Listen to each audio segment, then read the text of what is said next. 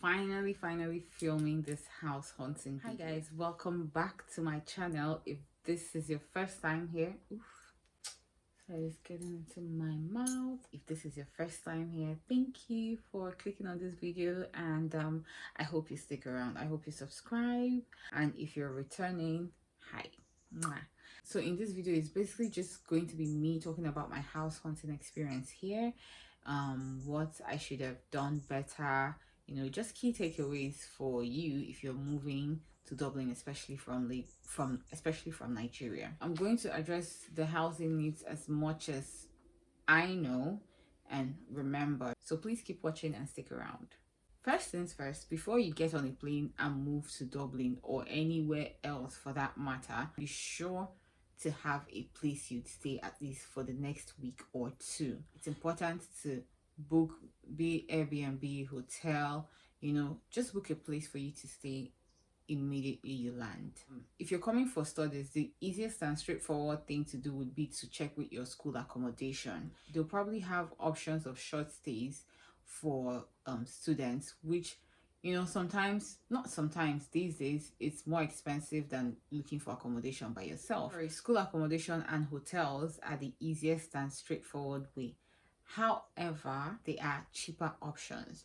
So that would be to check Airbnb or homestay.com. Initially, I was looking at Airbnbs and hotels, but someone sent me homestay. I didn't know about it, and I was able to look through. It's basically like Airbnb, you'd see a lot of cheaper options. If you don't know what Airbnb is, it's basically a website for short stays. I don't think they do long stay, but it's basically for short stay accommodation anywhere in the world. I think it's shared in Ireland. So you just go on the website, type your destination, input the date you want to stay, your budget. It will show you everything you need. Yeah, that's what Airbnb is. And homestay is exactly that way, with people renting. I think for Airbnb, you can find apartments that don't have live-in landlords. You can find options like that where it's actually business for some people, but for homestay, I don't think it's that way. I think everything on homestay is actually somebody's home. It's centered around, having someone in the apartment with you. But Airbnb, you probably can find options where it's just you in the apartment, if that makes sense. For me, I use homestay. The owner of the apartment, really lovely lady. She helped me out a lot. When I got in, she came down, she came down and helped me take my luggages upstairs. She took me around Dublin, showed me like strategic places, told me, like, she gave me history of Dublin basically every single time. She offered to help me do some of my assignments because at some point I was getting so overwhelmed. We had like dinners together, went out for ice cream, took walks. She was just a really nice lady, made me feel comfortable. She gave me that easy transition into Ireland, and I'm really thankful for that. When I moved to UK for my first degree, it was very easy transition for me because all my friends from Uxbridge were there, and I think that first day, and I went with my brother, so it was easy for me.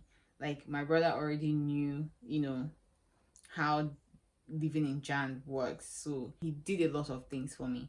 And when we got to school, I saw my friends. Like, that first day, Nera was there, Ayo was there. I was a child then, sort of, but now as an adult you have more responsibilities, coming in by yourself. So at first I was a bit like, okay, I didn't know what to expect, but she kind of gave me that soft landing, easy transition into the I wouldn't say Irish culture, but something like that.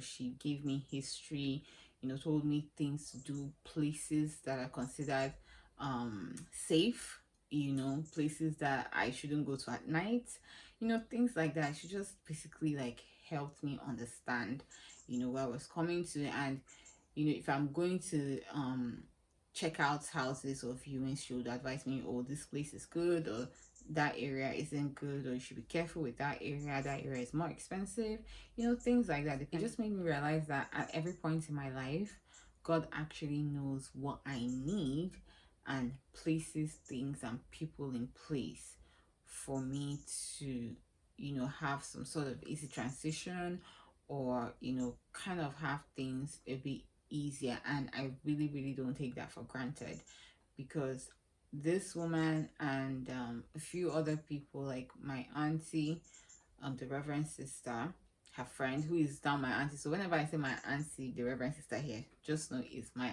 auntie's friend, if that makes sense. So my auntie here, my friend, my brother's friend, you know, it kind of gave me a sense of, okay, there's somebody, not somebody to run to, but if you need help, there are people around that you can call that would come through. So I'm really, really thankful to God for that. Another thing that I was scared about is I wasn't, like, because I don't know this person, and because it's not your typical Airbnb where it's just an apartment to yourself.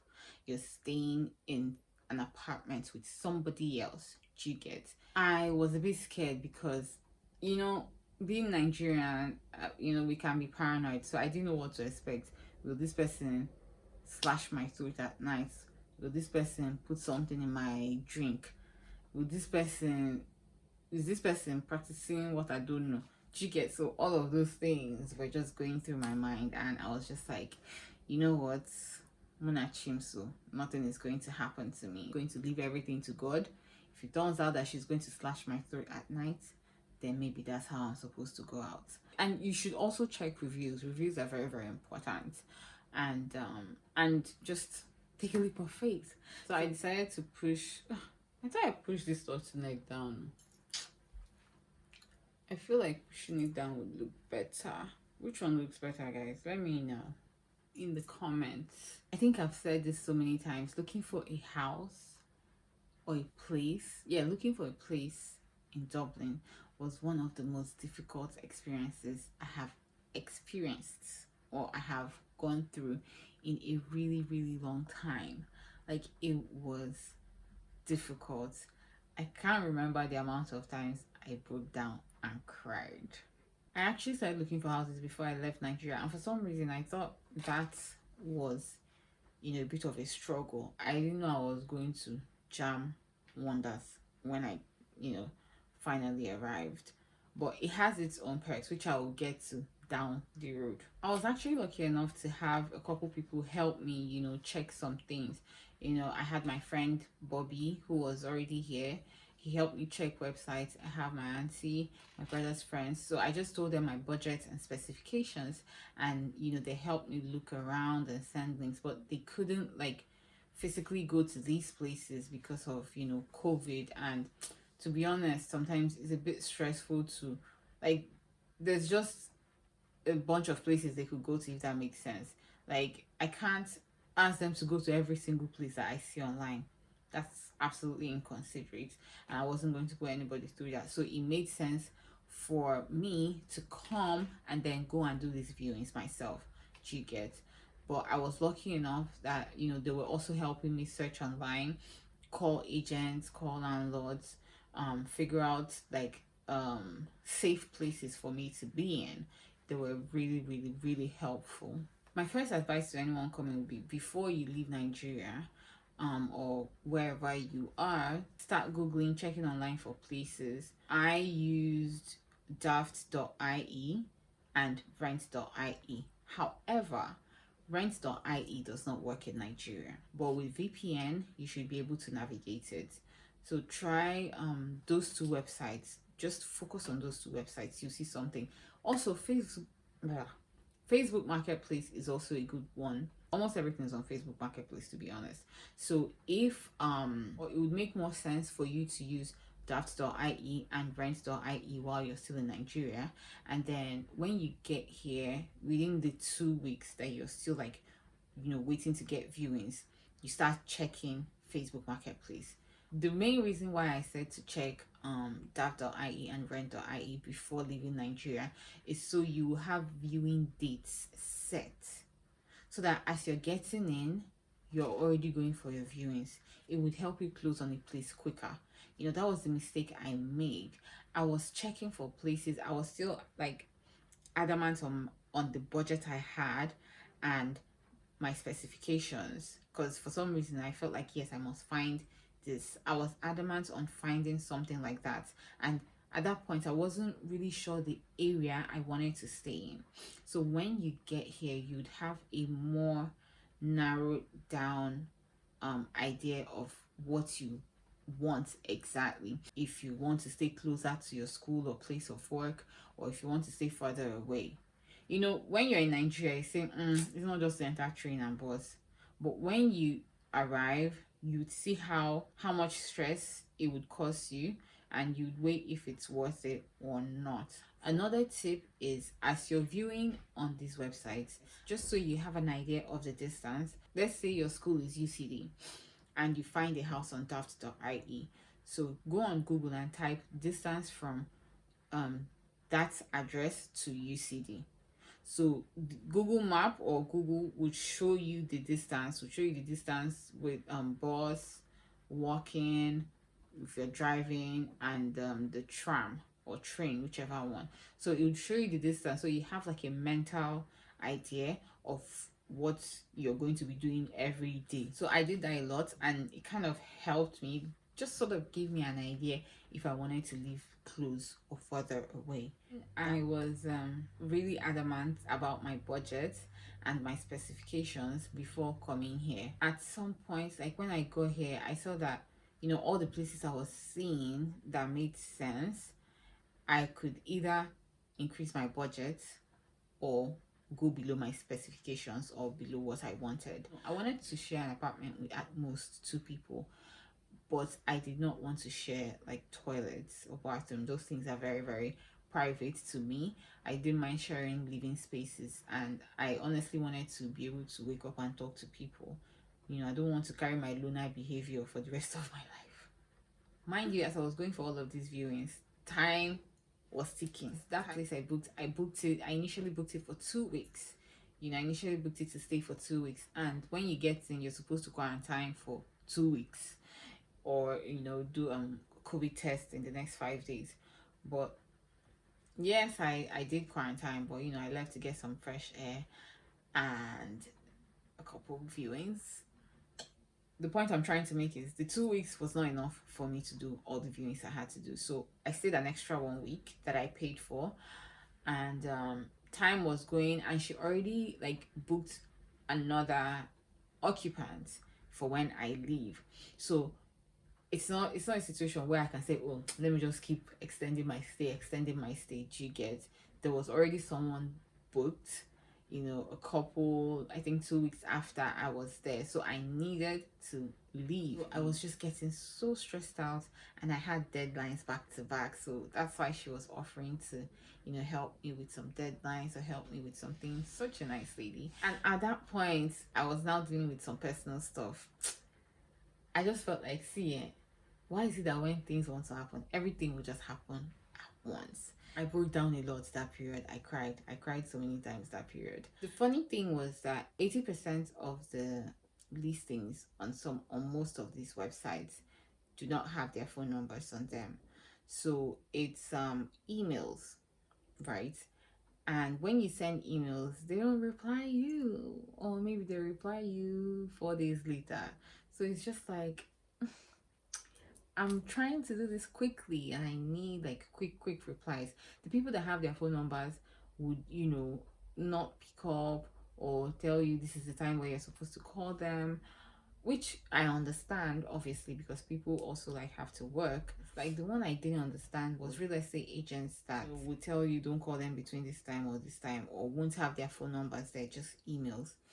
And I'm just like, this is not a side hustle for you, so why can't I call you? Like, it's supposed to be a business line, so why can't I call it? And the people that have phone numbers will not now pick up. At some point I started asking myself, is something else involved in this? Are they doing me from my village? After what felt like 600 email attempts and calling attempts, a couple got back to me, and I was able to arrange some viewings. The one that stood out to me was one guy that, you know, not guy, man in his 50s, sha. So I went for the viewing. After the viewing, it was a bit above the already shifted budget that I have shifted, but I was willing to take it because at that point I was like, I can't keep doing this. Time is going. I need to settle down. I need to get my life together. I was willing to take it. I was like, yes, I'm going to take it. He asked me for some documentation. I was like, no problem, I'll provide it. And the thing is, they ask you for things like guarantor forms for, people that live in Ireland. And I'm just like, so does it mean that somebody that has nobody in this place will be homeless? It didn't make any sense to me, to be honest. I understand you needing a guarantor form, but find ways around it to make it easier for people. You can't ask me to bring a guarantor form. What if I don't have anybody here? Am I going to be homeless? It was mind-boggling, but I was like, okay, I'll get form, I'll get everything, no problem. I even sent him some of my documents immediately that I had on my phone. I was like, these are the ones I have here. By the time I'm getting to where I am, I'll be able to, get the rest. He was like, no problem. We talked very well. Everything was okay. He was supposed to fix something in the room. It wasn't a studio flat, but it was a room, with its own toilet and everything. It had the fridge inside, TV, everything nice. The only thing it didn't have was kitchen. There were also other people in the apartment. No problem. There were not a lot of people. I think like 3 of them. No problem. We'll be sharing the living space. I'll have people to talk to. Only for me to get back, and I emailed this guy everything he needed. I sent a message. I emailed him, no reply. I sent a message that, oh, see, I've emailed the documents, blah blah blah. He read my WhatsApp message, no reply. I sent normal message, no reply. I called severally, nothing. I was like, is something else? Is there something else going on that I don't know? So I could see that he would read it. I would see him online, and if I see him online, I'll send a message. This man will just ignore me. That was when I knew that, okay, this man does not want me in his property. So I felt so bad because I felt like, does this have anything to do with my skin color? I'm not going to think too deep about it. He just doesn't want me in his house, and that's okay. Some people's spirits might not accept your spirits. Your spirits will also not accept some people's spirits. Absolutely fine. But at least tell me that I'm sorry, we'll not be able to give you this apartment or this room, so that I'll move on and start looking for other places. So be wary of people like that. Just because the conversation seems okay with the agent or the landlord does not mean they will give you the apartment. So just keep looking until you get the keys to your house. That's when you know you have a place. Before that, you are homeless, my dear. You are homeless. So rent, electricity, bin, and Wi-Fi. These are 4 things you need to ask whenever you go for a viewing. One fateful night, as I've already overstayed the intended period I wanted to stay in, the short stay. So I wanted to stay 2 weeks. I stayed 2 weeks, stayed an extra week, and I had already overstayed that extra week. So at this point, I was already 3 weeks plus in. My mom called me, we were talking, I cried, I told her I'm stressed, everything. She encouraged me and all of that. The next morning, very early in the morning, I brought out my laptop, started checking daft.ie, and I saw a place, a studio. I think I sent a text. In my mind, I was like, this one that says text only, nobody's going to reply me. Funny enough, they replied immediately. I was like, the guy was like, I can view immediately. I was like, wait, what? I now checked the distance between where I was and where the viewing was. So it was a bit of a distance. So I was like, you know what, can we schedule it for the next 2 hours? He was like, yeah, that's absolutely fine, next 2 hours. Before I left, I prayed there. So after praying and crying, I wiped my tears, took a shower, did my makeup, and left. So I viewed the place. It was a bit above my budget as well, but I was just like, you know what, I'm taking it. And the thing that honestly did not sit well with me was the fact that it was not bills inclusive, because I was looking for a place that also has bills included in the rent. But I just told myself, you cannot keep doing this. If you keep going like this, you'll be homeless in another man's land. So better know that you have to. Immediately I got to the place and the landlord opened the door. I just felt some sort of like peace, if that makes sense. And the man just gave me like my uncle's vibes. Growing up, he was, like our second dad. He was like, he is our second dad, to be honest. When this guy opened the door, I just felt like, oh my god, Uncle Tony. I said it in my mind, obviously. Let me not look like a weirdo. So I told him I will take it. He was like, okay. That he has another viewing. He has somebody else that is viewing the place after me. So when that person is done with the viewing, then he can, give me feedback. I was just like, again, so I'm going to lose this house. As I was leaving, I was already like scheduling another viewing. As I walked like maybe 1 minute away from, or 2 minutes away from the apartment, I saw a chair somewhere and a park where kids were playing. I just sat down. I just said, let me just sit down and think about my life first. I sat down, I was looking at the children playing. I called my sister and I was lamenting to her, almost crying again, Seth. I was lamenting to her. She was just consoling me, encouraging me and everything. The next thing, a call comes in and it was the man that I just like saw the place, the landlord. And he said, if I haven't gone further, I should come back. Let's conclude. I raced back. He was like, oh, wow, so quick. I was like, yes, so quick. I gave him deposit and 1 month's rent. And he gave me my keys. I called my mom. He talked to my mom. He was happy. My mom was happy. I was happy. I was willing to move in that day, Seth. And he actually offered to take me to, the other place that I was, so I can like get my stuff. And he would help me move my things upstairs and all of that. I was like, so nice of him, so nice of him. But I had to decline because I didn't want to start rushing to pack, and 2, I wanted to leave the room in a good state before leaving, although I didn't have to. And I also wanted to spend a bit of time with her. The funny thing is, after the 3 weeks I stayed, I think I stayed an extra 5 weeks. Sorry, 5 weeks, and an extra 5 days, right? And those 5 days, when I was about to leave, I was now telling her, please, that can she calculate the 5 days, because usually I would pay a week. So I paid for 2 weeks before leaving Nigeria, and then when I got here, that I overstayed by a week, I paid for that 1 week as well. And then I now overstayed by 5 days, and I told her, please, what's the next bill for the 5 days? She was like, that I shouldn't worry about it, that she understands where I am, and she remembers how she felt a couple years ago, I think 20 years ago or so, when she moved to Dublin as a foreigner and as a foreign student. So she understands it, and she hopes that one day I would also be of help to somebody who oh, my voice is leaving. She hopes that one day I would also be of help to somebody that, am I losing my voice? She hopes that one day I would also be of help to somebody who needs it, and that really touched me. Anywho, I feel like this video has gone on for too long. I hope you guys watch it till now. But the key takeaways from this video: 1, so start checking for places from Nigeria and book down viewings for the dates you'll be in Ireland.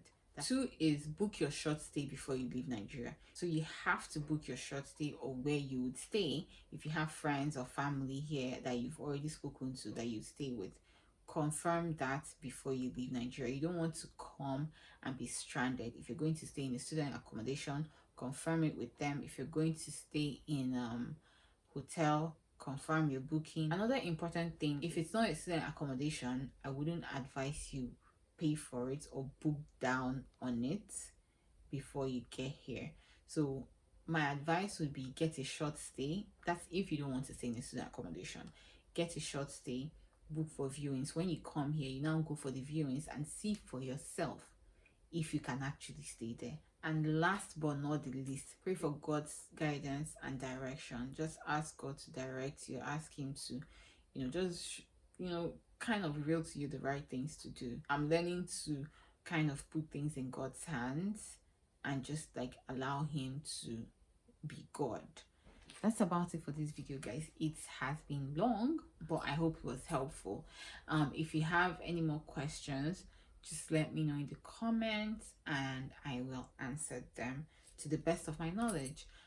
Thank you guys for stopping by today. Again, if you haven't subscribed to my channel, please please, please subscribe. Please like this video and subscribe to my channel. Let us move this ministry forward. Thank you so much for stopping by and for watching till this point. I will see you guys in my next video. Bye.